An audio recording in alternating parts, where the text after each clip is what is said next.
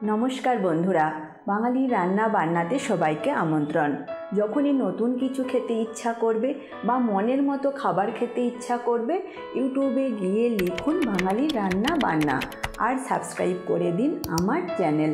আর আমার রেসিপির আপডেট সবার আগে পেতে বেল নোটিফিকেশানটা অন করে দিন। তাহলে চলুন দেখে নেওয়া যাক আজ আমি কী রেসিপি নিয়ে আসলাম। আজ আমি আপনাদের সাথে শেয়ার করব আটা দিয়ে খাস্তা নিমকি। তাহলে দেরি না করে দেখে নিন এই মজাদার খাস্তা নিমকি আমি কিভাবে বানিয়ে থাকি।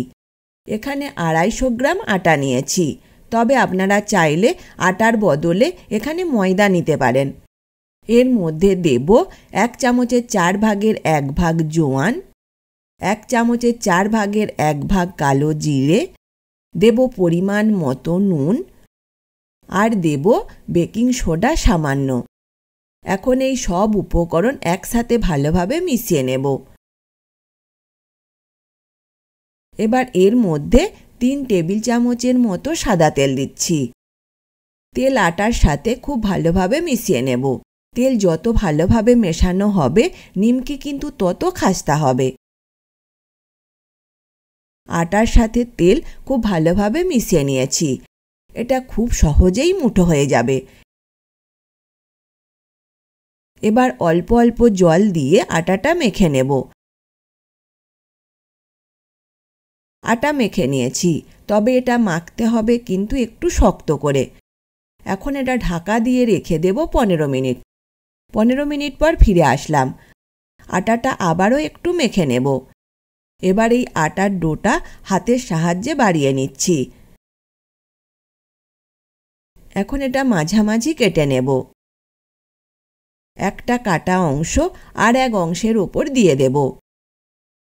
আবারও এটা বাড়িয়ে নেব আর মাঝামাঝি কেটে নিচ্ছি। এতে নিমকির ভেতরটা লেয়ার তৈরি হবে আর ভেতরটা বেশি খাস্তা হবে। আমি 6 বার একই পদ্ধতিতে এটা বানিয়ে নিয়েছি।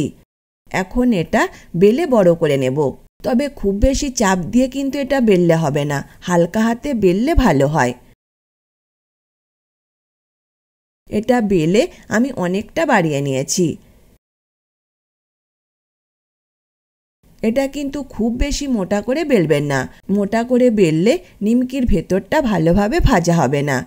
এবার এখান থেকে মনের মতো করে পিস কেটে নিন।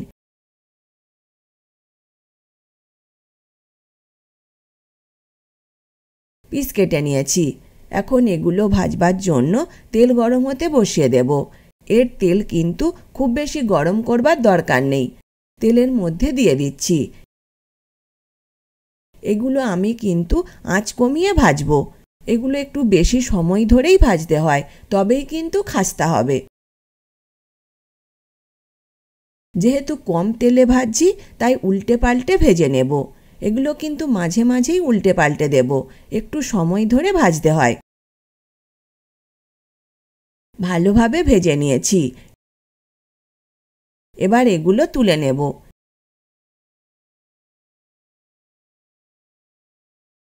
একইভাবে বাকিগুলো ভেজে আমি তুলে নেব।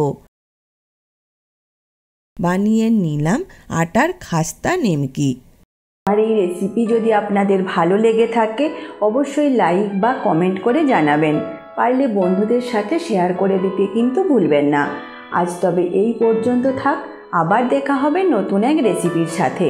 ভালো থাকবেন, সুস্থ থাকবেন। ধন্যবাদ।